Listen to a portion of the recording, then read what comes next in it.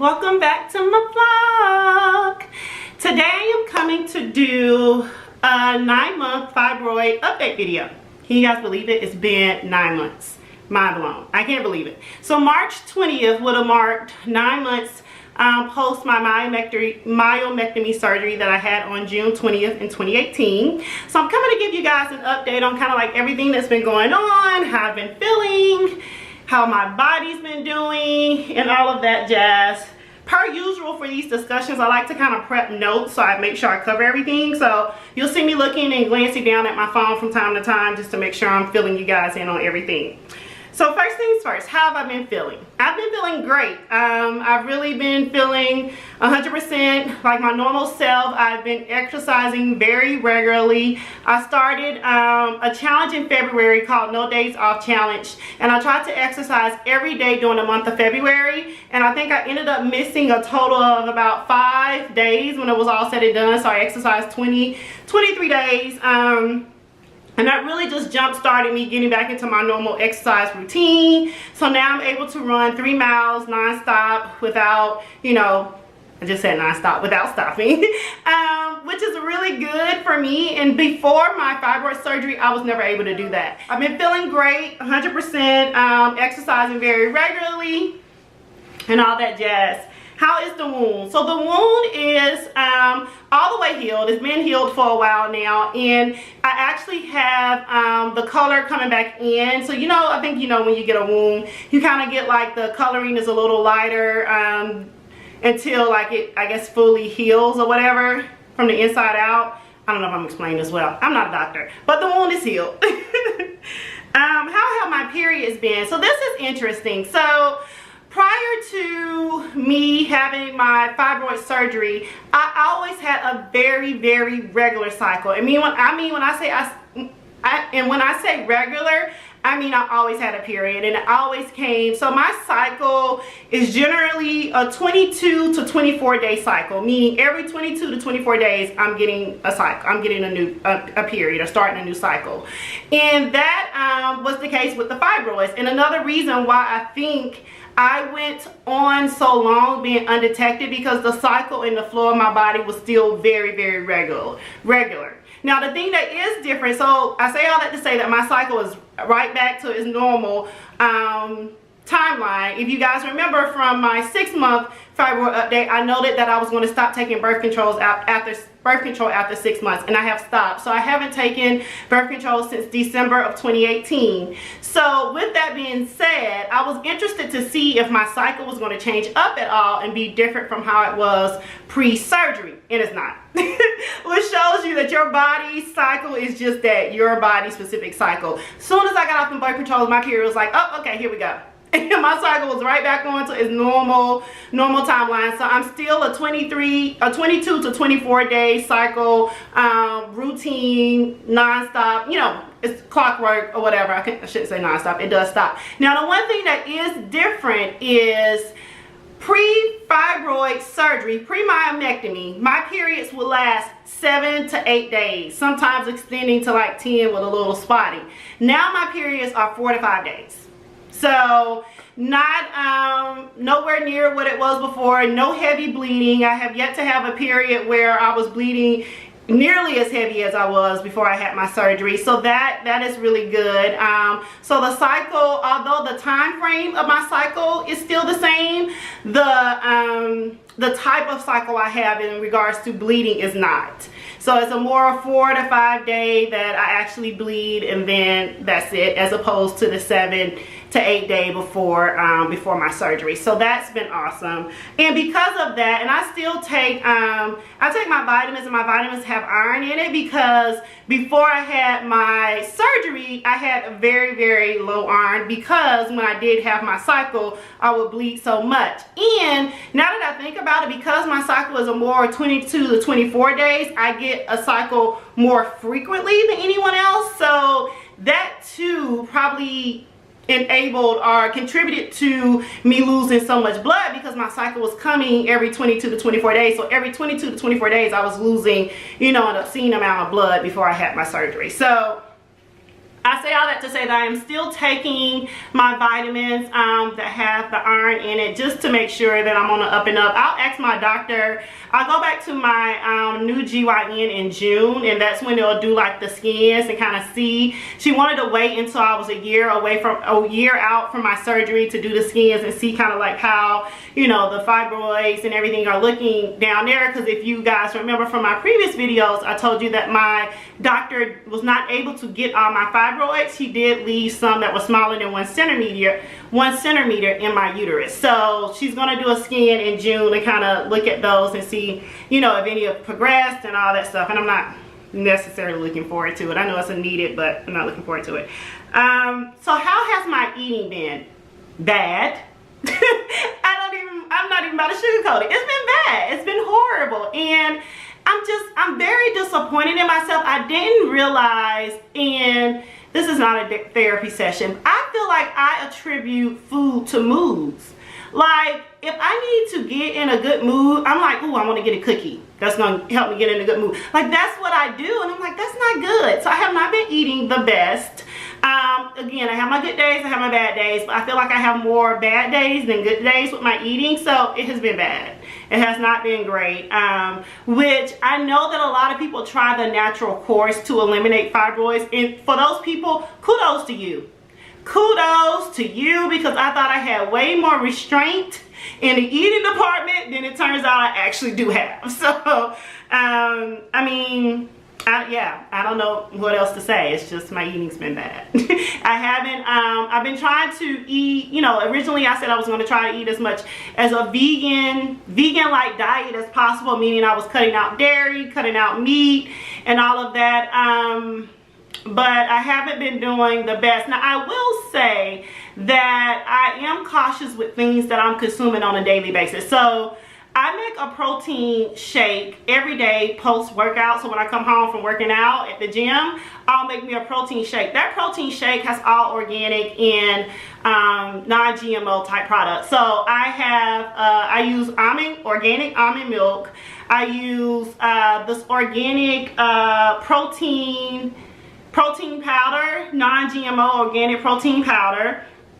I put in a tablespoon of my turmeric, my organic turmeric, and I also put in a half a teaspoon of my organic maca powder, and then I also use a tablespoon of the organic almond butter. And I drink that smoothie every day. So that is, you know, one thing I have done, to just make sure that anything I'm consuming on a daily basis has, you know, is organic. So the same with like my snacks at work. I eat Lara bars, which are awesome. If you're looking for a nice sweet pick-me-up that's organic and soy-free, gluten-free, Lara bars are really good, and they have a variety of flavors. And I like the apple. I think I get the apple crisp. So I eat a Lara bar. I eat that every day. I still drink my seltzer water, which is organic. And then I do this, my husband has got me drinking this kombucha. It's something, kombucha drink. It's something that's very popular now. It has like probiotics and stuff in it, and we get the organic kind from Kroger. So although I haven't been eating the best, I've been eating more meat than I should be, and that I want it to be, but I have been making sure that the things that I'm eating on a daily basis is, you know, pretty, you know, organic and pure as I guess it could be. How has it been being off birth control? It's been great. As you all know from my previous videos, I am not an advocate of birth control. I believe that doctors prescribe it to kind of alleviate and mask issues, and it doesn't always end up helping. So, that's my husband calling. It doesn't always end up helping. So I am not a birth control taker, and I can say that being back on my regular cycle, I can tell that my body is better. So yeah, like I said, you know, I haven't been an advocate for birth control. I understand that people kind of need to take it to help with contraception, but I don't necessarily like taking birth control. So I feel like my body has been operating in great speed and been operating greatly now that I'm not on birth control. Let's see. So something I did do. So I was talking to one of my coworkers, because I'm 35, y'all. 35, turned 35 in February.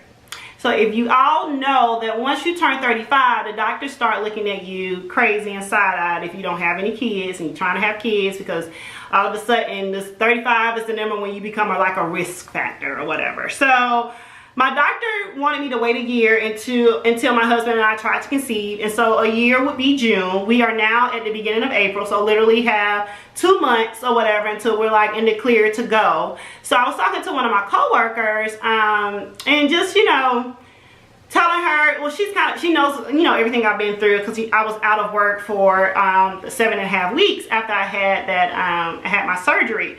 And she recommended me going to see a fertility specialist. And again, this goes back to me planning, and I know you can't plan for everything, but my whole thing is I'm very anxious and worried that because I had so many fibroids removed, that there's a lot of scar tissue that has developed, and that is a risk factor in being able to conceive, because my doctor had to actually enter my uterine cavity. So the uterine cavity is where the egg goes to implant, and the fact that she had to enter my uterine cavity means that there's a chance that scar tissue formed in a uterine cavity because of her having to cut fibroids out of there. So I am going, or I'm not going, I have went to a fertility specialist. I did a consultation with him, and just kind of, he looked over my charts and all of my records for my surgery and everything, and he too said that my concern was valid. He was like, I mean, it's a valid concern. He was like, you had so many fibroids removed, so many incisions cut into your uterus, like that is a valid issue. So he suggested me doing like a round of testing, and this is all just like prelim testing, just to see kind of like where everything is down there. So I am going to get what's called an HSG test, and if you guys aren't familiar with the HSG test, it is when they shoot the dye up into your uterus and through your fallopian tubes to see if there are any blockages in the fallopian tubes or anything that's obscured in the uterus. And then I'm also going to do some genetic testing, because he was like, if I'm going to do that, I might as well just kind of see, you know, kind of my genetic makeup to see if I am a carrier for like sickle cell or any of those diseases. And then if I come back and am a carrier, they would then test my husband to see if he also is a carrier, just so that we know kind of like our risk factors in that element, in that area. Then he also suggested that my husband do a semen analysis, just to see, you know, if his, you know, semen and all that stuff, his sperm is, you know, working or whatever. It was funny because this is an older doctor, and so he had previously been married, and he has a daughter that I think he said was like 34, 35, and then now he with his first wife, and then he got married again some years ago, and with his second wife, they wanted to have kids as well. So he has a 10-year-old and 5-year-old. And guys, this guy is older or whatever. So he was saying, because my husband's youngest child is, they'll be 14 this year, then it's been a while since he has actually contributed to conception. So he wanted to make sure that all of his, you know, stuff was working as well. So so we're gonna go ahead and do a round of testing, just a precautionary, you know, measure. I figured it can't hurt, just to kind of be in the know and see what's happening down there. Again, as I said before, my GYN is going to do a scan, an ultrasound of my uterus in June to kind of see what the fibroids are doing, but the HSG test is more so to look at blockage in the fallopian tubes and any in scar tissue, I think. But they said there's another exam for scar tissue that's really, really painful that I don't know if I want to do, but I may end up having to do. So that's an aside. So I'm doing that as well on the side, because I'm not getting any younger and I want to have a kid or two. I definitely want to be somebody's mom, so I don't want to take this lightly, and I don't want to kind of just drag my feet on it anymore, because I'm just getting up in age. And the doctor, he was so funny. He was like, so how old are you? And I was like 35. And he was like, oh, when's your birthday? And I was like, February. I just went to him about 2 weeks ago, so at the end of March. He was like, oh, so you're a young 35. Yeah, I don't know what it means to be a young 35, but I'm 35. So that's still an issue. So yeah, so that's it. That's all that's going on. The next step is hopefully getting pregnant. Maybe if I come back in June, I'll have an update and say, guess what, guys? I'm pregnant. I don't know. That would be awesome if that is the case. And I'm not, you know, being mute or quiet about it. I'm letting everybody know, like my boss, because I started a new job. She's aware. I just feel like I've gone through so much at this point that I'm not being coy about it. It's like, yes, I want to get pregnant. I want to have a kid. So, I mean, hopefully, you know, everything works out. I'm prayerful in the fact that something good would come out of this. Again, I always say that my story is quite interesting and everything that happened, and I don't believe that things happen the way it happened for me not to be able to conceive. So I'll keep you guys updated, but for now, that's it. And comment down below if you have any questions or concerns. I've loved getting comments from you guys, people who are thinking about having the surgery or people who have questions about the surgery. I feel like I want these videos to provide some kind of form for people experiencing the same thing. We don't have to experience this type of stuff in silence. Black women, as we are strong. But I don't think us dealing with the things we deal with in silence is going to help us anymore. So let me know if you have any questions, any concerns. If you are thinking about getting the surgery but don't want to get the surgery, I will say, because I have had so much of an issue with eating, I am glad that I got the surgery, because I don't know if I would have been able to eliminate my fibroids through like the natural course, and because I had so many fibroids that I was not aware about. So I think that is one of the things that I am appreciative of knowing coming out of this, because you don't really know. They can't really tell you how many fibroids you have until they kind of cut you, because the ultrasound, sometimes fibroids can be masked behind one another. So I am glad for that fact that I know exactly, you know, what was in there, what was removed, and all of that. So I'm rambling now, so I'm going to leave. But thanks so much for watching, and please come back for more. Bye.